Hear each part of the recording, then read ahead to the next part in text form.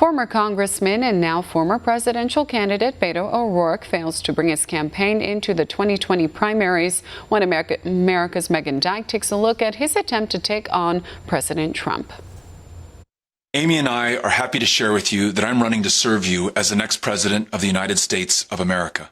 It appears now former presidential candidate Beto O'Rourke overestimated his popularity among voters with his exit from the 2020 race. In the last 2 quarters of his campaign, O'Rourke managed to fundraise over $10 million, but it hardly compared to the more than $25 million raised by Senator Bernie Sanders in the 3rd quarter alone.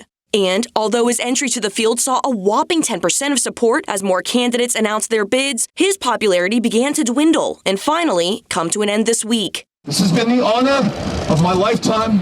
I love you all, and I know that I'll be seeing you down the road. Thank you so much. Let's have a nice day, and I'm with you. Love you all very much. Gracias.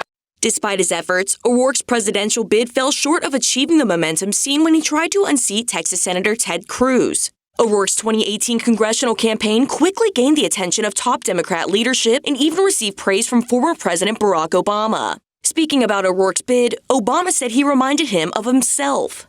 It felt as if he based his statements and his positions on what he believed. I think you and I would both agree that in 2008, the reason I was able to make a connection with a sizable portion of the country was people had a sense that I said what I meant. Endorsements from other prominent political figures would help his campaign take in $80 million.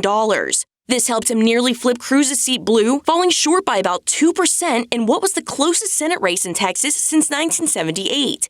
It is the greatness to which we aspire and the work that we're willing to put into it to achieve it, by which we will be known going forward.